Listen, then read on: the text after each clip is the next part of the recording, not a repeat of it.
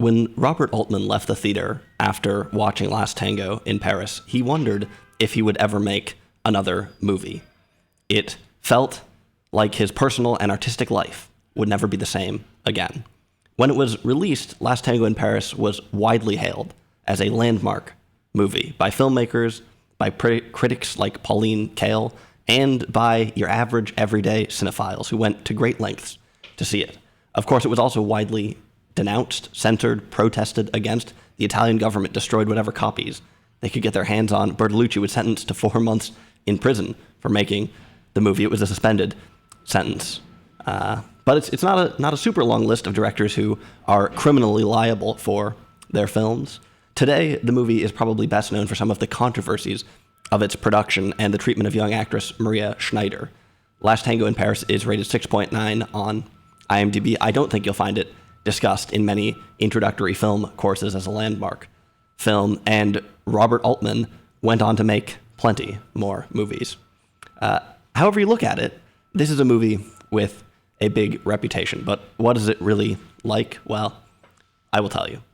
Let me say that there's construction happening today directly outside my window, so I will be providing a little bit of Manhattan ASMR too. Hopefully it's not too distracting. I've never been super interested in really extreme movies. So I've put off watching Last Tango in Paris for a long time because I thought the main thing about it was that it was extreme. About a month ago, I saw The Conformist for a second time, and I was really struck by it. So I thought, maybe it's time to give this movie another chance. And almost immediately, I realized two things. First, Last Tango in Paris really isn't that extreme. And second, it's not really anything like The Conformist, although it does feature one of the same buildings in Paris. Before I get into all this, let me just hit on a few basic things. Last Tango in Paris came out in 1972, although American audiences were more likely to have seen it in 1973. It stars Marlon Brando, who had just appeared in The Godfather and was starting to get his career back on track after a somewhat wayward decade. Bertolucci had said that he felt this was Brando's most honest film, a movie where Brando does not wear a mask. One of the easiest things to comment on with this movie is the acting. Maria Schneider co-stars. She was 20 when the film came out, more or less, and the film was her big break in terms of the industry, but it was a traumatic experience.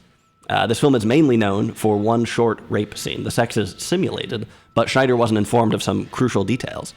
Schneider was hounded by critics and protesters when this film released as well, denounced, sexualized, and thrown into an unstable lifestyle at a young age. She would go on to have a somewhat erratic career and become addicted to heroin, among other things. Not a simple story at all, and not a pleasant one. Sometimes it's hard to know how to reconcile this kind of biographical information with a film, and in this case, I really don't have any advice for you. Interestingly, one of the more overt themes of this film is how exploitative cinema can be. Meanwhile, there's a credible case for Bertolucci having exploited Maria Schneider to make the movie. Now, as is often the case, it turns out that there is a lot more to this movie than one infamous scene. In fact, I think the movie would be pretty similar if it had no dairy products in it whatsoever. While eroticism and moral panic were undoubtedly a huge part of the sensationalism around the film in 1972, by today's standards, I don't think the movie is that extreme. That's not to downplay what people may have gone through making it, but this is not the most extreme movie I've reviewed on this channel, not even close in terms of what is just on the screen. Which isn't to say that a modern audience would would necessarily enjoy it. Jean-Pierre Léaud is also in this movie. He played the kid, Antoine Doinel, in The 400 Blows. The film was shot by usual Bertolucci collaborator Vittorio Storaro. It looks nice, but I don't think the cinematography is quite as good as The Conformist, actually, or some of other Bertolucci's films as well. The music in this movie was done by Gato Barbieri. Serious fans of this channel, assuming such a thing exists, might remember my video about Notes Towards an African Orestes, a very odd Pasolini film that Gato Barbieri appears in. Well, here he is again. I really like the score of this movie, actually. It's a nice crossover between jazz and something a little bit more traditionally cinematic. Okay, that's most of the biographical stuff out of the way. Oh, also Agnes Varda helped with some of the dialogue in this film. Now we got to talk about the movie itself. It's a bit hard to know where to start, to be honest. Let me say that for me, the easiest way to fit this movie into the chronology of film, into some framework in my head, is to think about it as an unhinged romance. In the days of classic Hollywood, there wasn't really room for unhinged romance. All you got was wholesome Catholic love stories. To me, one of the most striking things about the new wave are the stories of wild love, like you get in Breathless or Pierrot Le Fou or tons of other movies. At a high level, it seems like there's been a bit of an arms race over the years to make the most unhinged, tormented, uncontainable, free, liberated love story, to find new ways to be dynamic, to act out more and more extreme emotions. More recently, I think Leos Carax has carried that torch.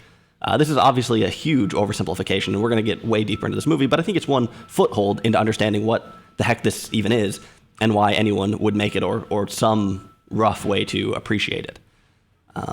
In the Conformist, the address of Professor Quadri was the real address of Bertolucci's cinematic idol, Jean-Luc Godard, which is actually a little bit odd, I think, because The Conformist is really nothing like a Godard movie, at least the famous ones. With this film, the influence is much, much more clear. I hesitate to call this just a newer version of Breathless or of Contempt, which is big parallels between that movie and this one. But there are similarities, without a doubt.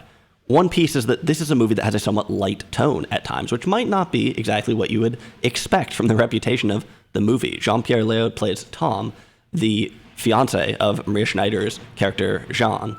And almost every scene that he's involved with feels a bit lighthearted and satirical. Tom is an aspiring filmmaker, constantly directing John and trying to film their love into existence. The self-referentiality of this stuff, the artifice that is on display, immediately reminds me of the new wave. There's even a scene where John and Tom are in the underground on either side of the railroad track, and the train goes through the station. The way that the windows of the train frame John, it really looks like a strip of film speeding by. And I can't help but think of that scene in The 400 Blows where Antoine, again, same actor, goes on an amusement park ride that looks an awful lot like a zoetrope. That's the kind of thing, by the way, that if you do any academic film studies, you will be trained to look for. Anything in a movie that looks vaguely like a camera or a screen or a film, and the professors will be losing their minds. I guarantee it. Like I said, there's just a lot of sort of playful stuff, a lot of lighthearted stuff. There's a scene with Tom where he's got a life preserver and he throws it into the water and it immediately sinks, right? Quite a different vibe from The Conformist. Reminds me a lot of some of Godard's lighthearted trolling. I said in the video about The Conformist that I think that I mainly think of Bertolucci as a humanist. At first, Tom's storyline feels a little out of place, maybe, but this is also a humanist movie. And in fact, I think one of the biggest strengths of the film is its ability to transit between the artificial and the real. To me, this is also one of the biggest themes in the movie. Moments of sincerity, how crucial they can be, how alluring, sacred, fleeting, fickle, but also how punishing and how pathetic they can be, and how we switch between these things, how we flicker in and out, how we're pulled into them, how we resign ourselves to them. I guess I should mention a little bit about the plot before we go much farther. Jean and Paul meet when they both tour an apartment at the same time. This encounter sparks an anonymous tryst where they both return to the apartment, I guess in part to escape from something. Jean is putting up with her goofy fiancé, right? And Paul is recovering from the suicide of his wife, an event that he can't explain despite ostensibly being very close to her. This movie is really resistant to simplification. It's hard to say that they are both looking for something real, but they're both looking for something. And for a while, I think this unlikely relationship fulfills it. Now, like a lot of extreme movies, Last Tango in Paris is both way ahead of its time and really dated. And people are probably going to have a hard time with how this relationship begins, for instance. Like I said, this movie kind of flits in between being very sincere and being something else. I think there are a lot of pieces that are a bit more poetic or metaphorical, almost vaudevillian. And this first meeting in an empty apartment falls, for me, a little bit more into that category. This is not a humanist scene so much as it is almost this sort of play-like poetic meeting in the empty apartment by the Eiffel Tower or something like that, a little romantic. In some ways, this is really a pretty uneven movie with some real French flair at times. Of course, Bertolucci is not French, but also Marlon Brando in this very classic Hollywood and sort of gruff Americanism in it too. It also feels very stagey at times. It feels like a play at times, but it also has a bunch of this new wave stuff at times. And they get out on the streets with portable cameras and they're filming, down at street level, which is a little bit jarring compared to some of Bertolucci's other films, especially ones that tend to be historical. This is a Bertolucci film set in the present day, which is a little unexpected in some ways. It's also, in general, just got some really ferocious dynamics. So like I said, kind of all over the place a little bit. I think we can look at these two characters from a somewhat metaphorical angle. We don't necessarily have to take them entirely literally, I guess. We've got a young woman constantly filmed by her fiance, constantly trying to be co-opted into a certain mainstream imagistic culture, constantly photographed, if not with a camera, with a look or something. Interestingly, this in some ways might tell the story of Maria Schneider's life. In Paul, we have a man with a past, with some trauma, things he doesn't want to think about. I don't think that this movie is applicable only to people who are widowers, whose deceased wives committed suicide. There's a much more general storyline here about traumatic past relationships and about how you carry that baggage forward with you, whether or not you want to bring it up with new partners, things like that. So like I said, I think it makes sense to think about these characters in a somewhat metaphorical sense. In Jean, Paul, I guess, finds someone who isn't yet jaded. And in Paul, Jean finds someone who resists completely the kind of courtship that she is almost universally subjected to. This film is kind of an odd chronology. It doesn't really have a plot, like a lot of movies. Like I said, it finds new ways to be dynamic. A lot of the scenes seem to take place kind of outside of time, in the endless moments after making love or when preparing to leave. But leave to go where? It's never really explained exactly. This apartment exists kind of outside. It's an interesting space. We never really see a domestic place in this movie exactly. Paul lives in a hotel. Even though he's been there for a long time, things seem pretty impermanent. I think we see Jean's mother's house, but it feels more like a museum than anything else. This apartment is mainly empty. Even after the furniture is delivered, Jean and Paul mainly sit on the floor. There's really only a handful of times in your life when you spend a lot of time sitting on the floor. The doors of this apartment don't really seem to keep anybody out. If anything, they just let people in. I've watched a bunch of interviews with Bertolucci, and in almost every single one, he says that Jean Renoir told him to always keep a door open on set to let life wander in. There's a lot of open doors in this movie, and in some ways, this apartment is totally walled off and separate, but in other ways, it's really not so far from the world. Paul insists that Jean doesn't tell him who she is. He doesn't want to bring their relationship into contact with reality, I guess. Of course, before too long, he starts to recount some anonymous moments from his childhood on a farm. This is some of the most vivid acting you will ever see. It seems like Brando without a mask, as advertised. And it's a piercing counterpoint to some of the artifice in other parts of the movie. These scenes made me realize something about Brando that I had never thought of before, which is that he is roughly the same age as my grandfather. Now, obviously, this biographical information was always accessible to me, and I think I probably did know his birth date, but I had never really conceptualized any people, any actors or characters, not just Brando, but any actors or characters, as part of the same generation as someone that I have actually known.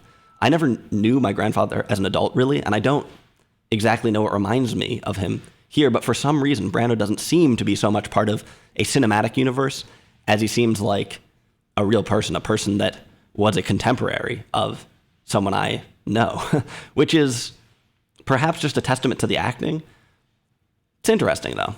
For modern audiences, I think that this character is maybe going to come off as too abrasive to really have much of an empathetic connection, but still, I think just about everyone will see flickers of something great in Brando's performance. Now, in some ways, the characters are almost a little hard to follow because they are so dynamic. They change their minds all the time. They contradict themselves. In some movies, this wouldn't really work. In most movies, it wouldn't work. But here, I think it does. Now, when I talk about this romance, this place to get away from everything and to be totally sincere in a frank Parisian apartment, this might sound idyllic. But that's not really the vibe of the movie. The opening credits of the film feature 2 paintings by Francis Bacon. I really don't know anything about paintings, and I'm a vegetarian, but these 2 capture the feeling of the movie so well, I think, that you might as well turn it off once you've watched the opening credits. The first seems to show a man lounging back, exposing himself, somewhat in defiance, somewhat in pain, somewhat in shame. It's this grotesque and very open image of a man exposed. The second shows a woman sitting on a chair, so maybe a bit more socially constrained, but the angles are unstable, as if this chair and the woman are balancing in a way that's not going to last. Could collapse at any point, or is trying to hold something in, or something like that. And again, there's something grotesque and honest about this. It's hard to say much more. When Paul and Jean meet up and expose themselves, there is something kind of grotesque about their desires. I think this is one of the things that Last Tango in Paris does that very few other movies do. I can't think of an older movie at all that shows this certain form of vulnerability. In a way, they are free, but there's also something a little bit pathetic about the whole thing, something a little bit shameful. Another sort of inverse catharsis, perhaps, as the couple feeds their desires. And this is where the movie, I think, says more than words really can. You could say that this is a story about the paradoxical intimacy of casual and not so casual relationships. Remember, Paul doesn't know why his wife committed suicide. Paradoxical intimacy that can leave you feeling emptier than ever, something like that. But like I've always said, great movies, they say things that are very hard to express in any other form. And I do think this film falls in that category to some degree. Now, you might look at this film and think that this relationship is implausible. But these days, we've got dating apps, websites that make it easier than ever to have implausible relationships. And I don't want to get too personal here, but this movie rang true for me. Something in this form of vulnerability and this form of relationship rang true for me. Most people aren't going to have as extreme of experiences. I haven't. But more than 50 years later, I think that a lot of relationships involve a lot of the same feelings. And to me, this movie is infinitely more interesting than all these stories about love at first sight, unconditional devotion, uncompromising devotion, unflinching certainty, or even heartbreak on the negative side. This movie is more interesting and more relevant, I think, than those myths. Are they myths? I don't know. But it's a side of things that I think is universal, but you can maybe count on one hand the number of movies that actually express these sorts of emotions or tap into them. One of my favorite things about Last Tango in Paris is that it completely avoids any kind of obvious resolution or facile conclusions. Now, the ending is the very end is maybe a little undefined, but there's absolutely no moralism here, no matter how you slice it, I think. Which I think is one of the things that really maybe fed the flames of the controversy when the film first came out.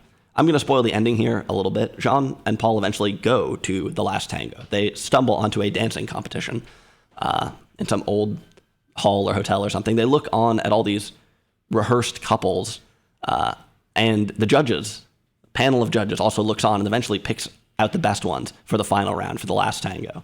At which point, Jean and Paul, completely drunk, stumble onto the dance floor, barging over these prim couples, making a huge scene, annoying the judges. I think this scene is delicately balanced. In some ways, we root for these rambunctious youths, I guess one of them's not so young, disrupting the status quo, drinking in this wild romance, pissing off the stodgy judges. On the other hand, they do take things pretty far. It's grotesque, and it's a bit pathetic. So, what should we do? Should we try for this radical vulnerability? that they go for? Or should we settle for something a little more along the lines of social artifice, a little more along the lines of the dancing competition or the pop marriages that Tom proposes? Where should we look for love? Well, who knows? Once again, Bertolucci makes a movie that is staggeringly deep, but one with not really much overt philosophizing, and one with very few answers. This is a movie that's going to stay with me for a long time, without a doubt. Now, having said all that, and having given a review that probably seems fairly positive, I will say that I wasn't totally enamored by this film when I was actually in the process of watching it. It takes a while for it to get cooking, and I think a lot of the balances in this movie are going to be completely off for modern audiences. Like I said, I'm not sure that either of the main characters will work at all. Brando is probably way too abrasive to have an empathetic connection. The way the relationship starts and continues may just seem ludicrous, honestly. I think the sensationalism around this film ultimately does it a disservice. For some people, Last Tango in Paris probably seems like a larger-than-life film, but in fact, it is approximately the same size as Life, and it probably had more hype than was healthy or warranted, although this movie is in some ways extremely rare and does things that I don't think many other movies do. I'm not sure that I would say it's quite the landmark that Altman and Cale thought it was, but it will be in my thoughts for a long time.